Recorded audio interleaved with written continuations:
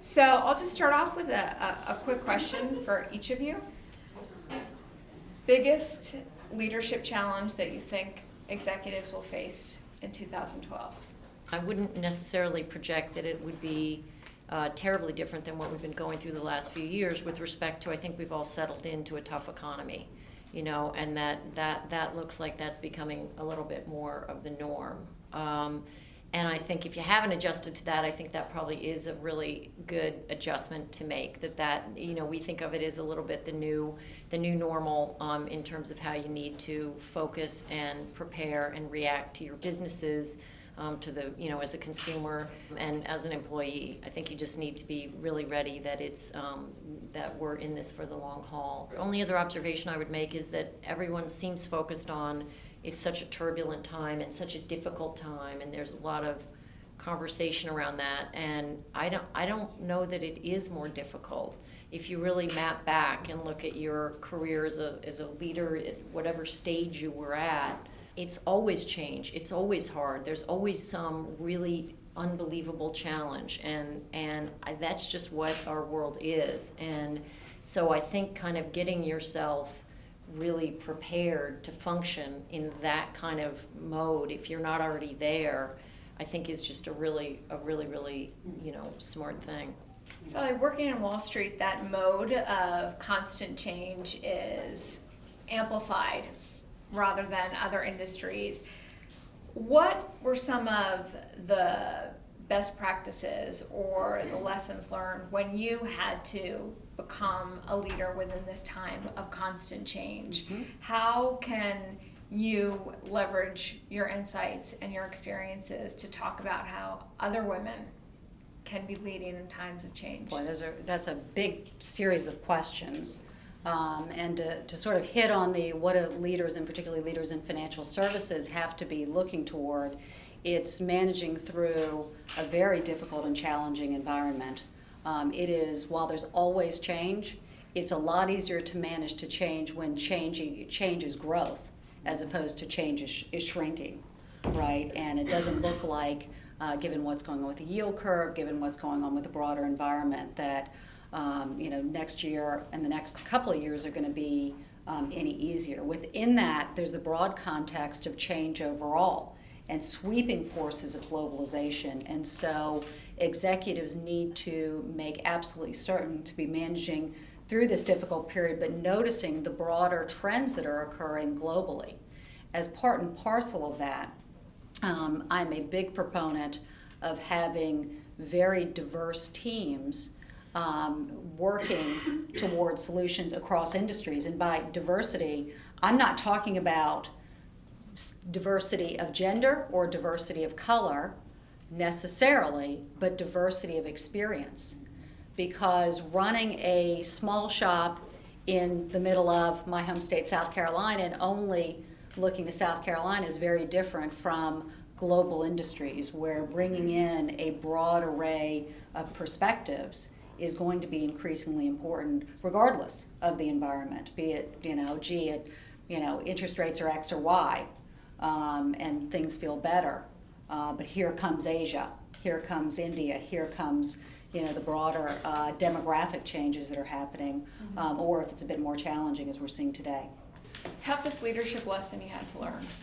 I always gravitate back to the importance of courage. And there's that great saying, that courage is without that virtue, nothing else kind of matters. And you can translate that a little bit to sort of guts, and that it's okay to be tough and make a decision.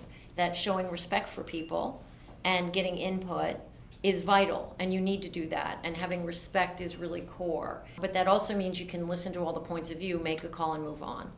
And that was probably what I sort of had to learn. The other tougher piece was the guts piece, the courage piece.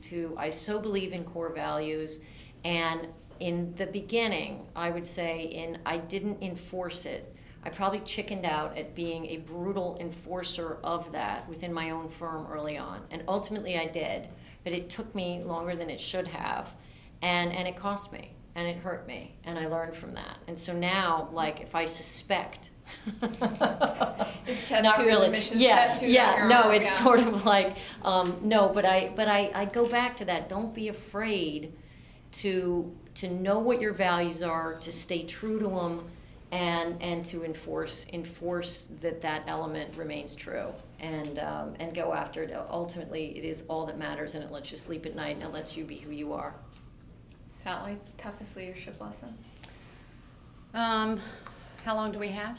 I in addition to having, I think, the most dramatic career of anybody I know, I also seem to have taken the opportunity to learn every lesson the hard way. Do it, but I probably shifted a little bit. I'd say the toughest leadership challenge that I've had has been the opportunity and, frankly, the privilege of leading two large organizations through periods of significant volatility. So Smith Barney, Merrill Lynch, and U.S. Trust. During some of these, have everyone been to Disney World? Yeah. Who's been on the Tower of Terror? Now you know what my days were like, in which you are sitting in a seat feeling just fine, and then you are dropped repeatedly, again and again and again, in air pockets without a seatbelt. That's what it's like, and not knowing where the next drop is going to come, and having 40,000 people who are looking to you for, is it going to be okay? Right? And leading an organization with the team through that, with imperfect information, with no crystal ball, looking to provide all the information you've got in a very timely fashion without stepping over that line. And of course, the financial services industry is littered with people who said too much, right? And said things they shouldn't have said, but to be very fact-based, yet optimistic where it's called for, and to really get an organization through that was a tremendous leadership challenge, but also certainly some of the most interesting leadership days and career days that I've had. The other thing I would observe about Sallie, knowing her as a professional colleague and a friend, is when these things were going on with you, in addition to all those, the way it was in the Tower of Terror and whatnot, it was on the front page of every media outlet. Right. So you were also living that in an incredibly examined situation. And you just never wavered. I'd see you the next day or the next morning, and boom, she was just on it and focused and thoughtful.